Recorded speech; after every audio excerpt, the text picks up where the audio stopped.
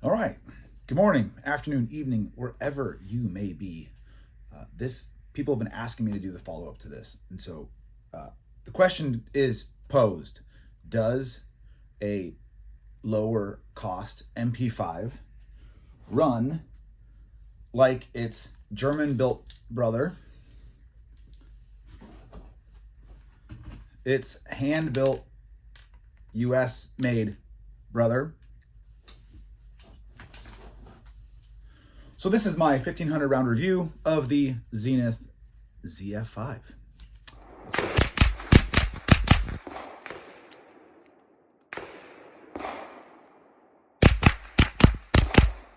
All right. So what happened was I started buying PCCs a couple years ago, and I tend to be a guy who likes to buy once, cry once. And so I looked around at roller locks. I had shot MP5s in my previous life. And so I looked out that what was out there, and it was really hard until very recently to get anything that was, you couldn't get HK. That's a very recent thing to have access to the SP5, SP5K. But there was companies out there making customs, and for a long time, the guy to go to was Joe at Dakota Tactical. So I reached out to Joe and got one of his DN54s. This is mine. I have, 3,700 rounds on this gun. It's been fantastic. Never had an issue. Really is a hand-built, every tolerance watched MP5. Has been, or SP5. Has been fantastic. Fast forward even farther, and I was moving some guns around in my safe, some stuff I hadn't shot in a while, and was able to trade into a SP5K. So this is an actual HK, recently imported. Both of these are, all of these have been SBR'd. This is an actual HK. So this has been also fantastic. And as you would expect, straight from Germany, SP5K. So I was reached out to, and full disclosure, Zenith reached out to me and asked me if I would like to compare one of their new US made Zf-5s to the fact that I had a HK already and I had a Dakota. And so they sent me a Zf-5. It wasn't, when I first got it, obviously it was not in this configuration. I've added a few things, which we'll talk about in a sec. But needless to say, I went out and I told them I was going to do a 1,500 round firing schedule, and it was going to be between 115s, 124s, and 147s, what mags I was going to use, like I do with any product work that I'm going to work with somebody on. And first range day out did not go as planned.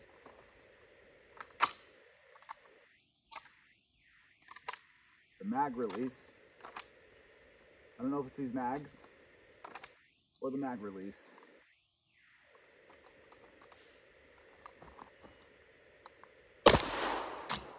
Every single time.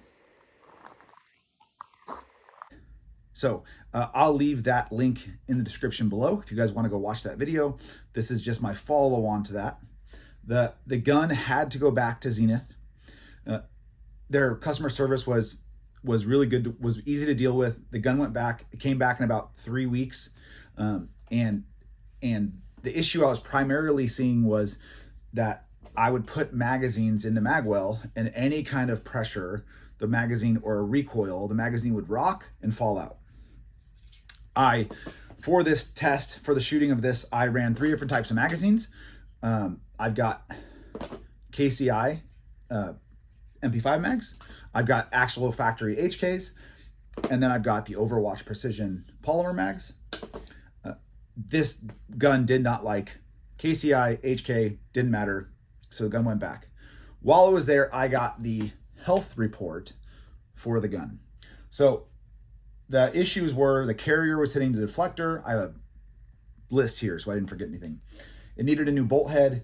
Loose magwell was not aligned to the bolt head. Mag catch wasn't seating, and the lower was tight against the full auto block. So they made some fixes in that time, adjusted the casing deflector, smoothed some edges on the carrier, refit the mag catch, adjusted and aligned the magwell, adjusted the lower, and then adjusted the lower channel on the mag, and the gun came back. Because I tell every company that I worked with, the gun does what it does. I had posted about it on Instagram and did my first video, which again is below in the description. So what has happened since? So got the gun back, went to the range. I put about 500 rounds through it. I put around another 500 rounds through it with a friend of mine from a local police department. And then we put another 500 rounds through it in 3 separate range days, 3 temperatures in the firing schedule, which was, my firing schedule was based typically about, it was a mag of 115, mag of 124, mag of 147, constantly rotating. It's essentially what I did for 1,500 rounds.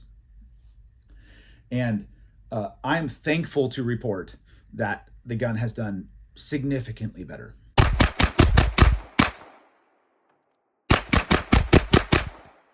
So in that time, I've had 2 total malfunctions, two total, both with 147s, which tends to be a very finicky round. I've had issues with that round just because of the sharp edges, and it's Winchester white box 147s. I had 2 total malfunctions in 1,500 rounds in 2 different magazines. So very much it wasn't a magazine issue. It was very much just a 147 issue. Other than that, this gun has eaten 115s, 124s, and honestly, 498 rounds of 147 completely trouble-free. I cleaned it twice. I cleaned it about every 500 rounds for this review.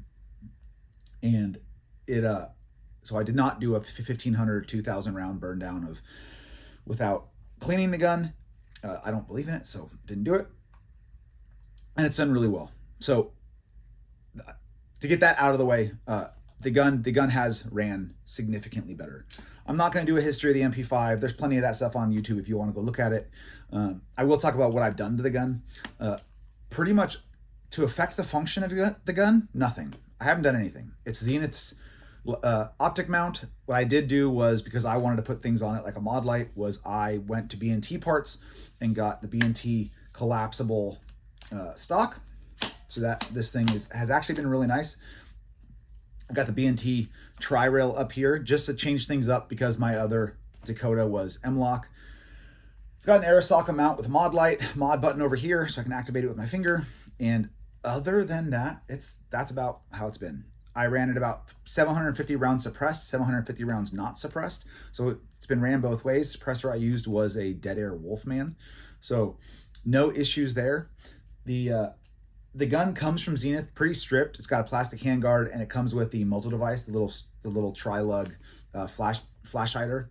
Comes with a flat end that takes a QD sling, so if you really wanted to run it as a pistol, you could. And it comes with what I assume is a KCI magazine in the box.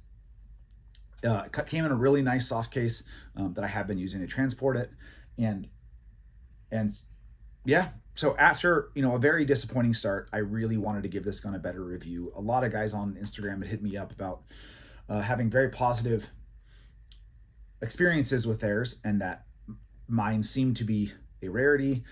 But you know what? There's a lemon from anybody, and really I think it comes down a lot of the time to how the company addresses any issues that they may have, and I had some issues. So how does it compare to my other guns?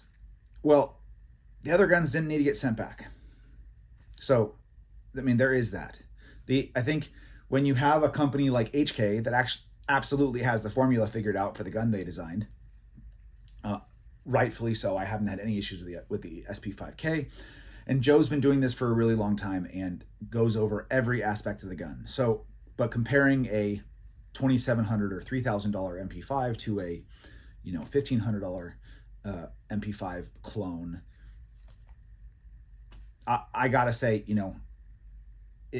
after the fix, it's been really good. So, would I go and sell one of my other guns in lieu of this? Honestly, no.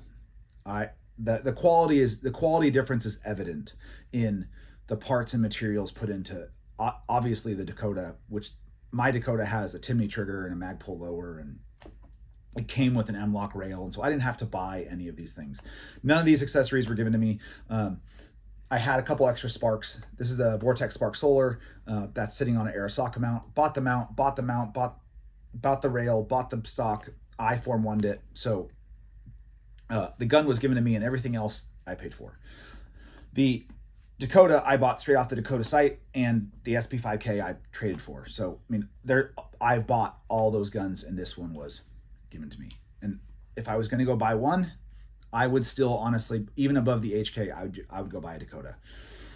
But that might not be in everybody's budget. So if you want something that you can hope that you get a good one, and you don't have experiences similar to mine, the Zenith has been solid, and as a company, they've been really easy to work with, and got me sorted. And this gun is going to remain in my safe as a beater and a loner, and I'm gonna use it at PCC classes and let people just beat on this thing. And I don't foresee having any more serious issues. So I wanted to get this follow-up out. Hopefully this gives you some perspective. But aside from the initial issues, after a fix that was handled very professionally and very quickly, the gun has been really solid. So if you guys have any other questions, please comment below. I will respond. And hopefully you guys keep shooting those roller locks. And at the end of the day, an unused gun may look pretty if you're posing in front of your gun safe, but it looks way better if you just go beat on it at the range. And that's kind of what they're made for. I'm Joe with Bruiser Industries, and I'll catch you guys next time.